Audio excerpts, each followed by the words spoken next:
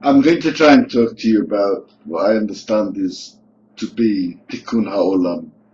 Tikkun O'Lam comes from the Hebrew, which means correct the world. It's quite a bombastic thing to say. I think we're talking about is a certain part of spirituality or parts of religion that are acceptable to all of us. Having said that, it's very, very difficult for me, at least, to understand what it is. Uh, as a psychiatrist, I know that there's a spiritual world, and I know that people can be spiritually ill. We tend to ignore it. We tend to discuss how people behave, how people think, how people feel, and we try and correct that. But there is a certain spirituality. I've seen it very much with people who are drug addicts. It's just as if they have nothing in their life. There's nothing good and there's nothing bad. They lost something on the way. I've had a great problem with religion because I really dislike people telling me what to do, what to think. I think I'm capable of doing it on my own. I think that religions have got a lot to be said for them, but I really dislike religious people because they go around telling me, as I said, what to do, what not to do.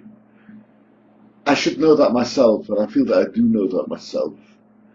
But I've come to the conclusion that religion is about doing good and not being bad. Unfortunately, because religions make sort of dictates, they come to make other people feel bad or go into conflicts about how I see things, how you see things, which I think is completely wrong. Religions are supposed to make things better. I think religions are for people. People aren't for religion. I really don't know. The bit I do know, I think I know, is about we do know what is good. We all know what is good. Unfortunately, we disappear from it. We take it for granted. We forget all about it. Now, strangely enough, there's lots of things that we do know, but we take for granted and then misuse them, abuse them. But we all know how to eat. We should be chewing properly and let the food go down slowly, but we never do. Most of us don't. One of the major problems with people who are obese is they just don't know how to have the satisfaction of chewing, keeping the food in the mouth and letting it go down naturally. A lot of the thoughts that we have, we're not aware of them. This is cognitive behavioral therapy, and we have to change them. There's a similar thing happening with our emotions. Most of the time we're not aware of our emotions. Our emotions control us. We don't control them. Similarly, about goodness. I do know that goodness is something that you can start off. This is where I'm at just now anyway. To try and see for yourself and recognize goodness without pontificating about it, about what telling others they should do this because you felt good so they will feel good, or somebody else said that if you do this you feel good, or if you don't do that. I've said it all before a few minutes ago.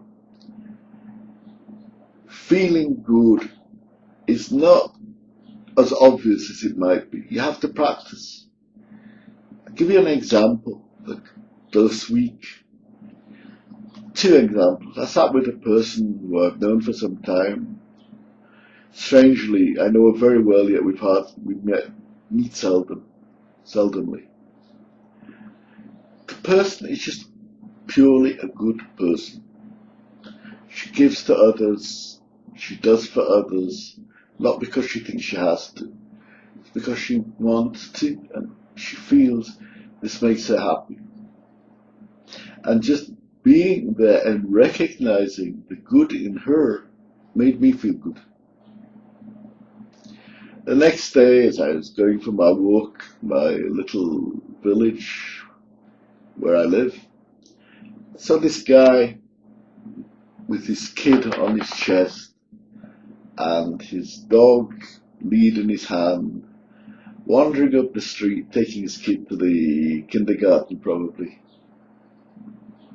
And the beautiful sunny day, early morning, still the morning's fresh, blue skies, a gentle breeze, and the guy was just happy, content, and I felt very happy for him. And I knew that my ability to notice these things and to feel good about them, that's the beginnings of Tikkun O'Lam. O'Lam, the world, is inside us. And we can't make the world a better place without making ourselves better.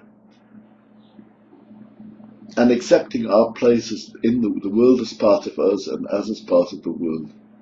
Maybe that's all we can do. But if we could even do that, it would be much, much better. If we could see the goodness in what people are trying to do. Like Obama this week, everybody had something critical to say about him. Basically, the guy is trying to do something very good, and he's trying to do it in a different way, and I hope he succeeds. As an Israeli, I certainly do. Somebody's seen the Palestinian suffering, I certainly do.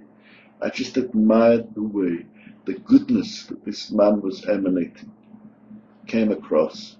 My ability to see his goodness made me feel good. I spoiled the goodness with the young man that I told you about because I told him, I pontificated, I tried to change him. And who am I to change him? At this point in life, I don't think where I am just now, I don't think I should be trying to change others. I certainly should be able to make myself feel good, understand what's going on around me, not understand, I appreciate it. Appreciate goodness is the first step that I'm convinced of Tikkun O'Lam. Maybe you can try that too. That's all I have to say for today anyway. Thank you for listening.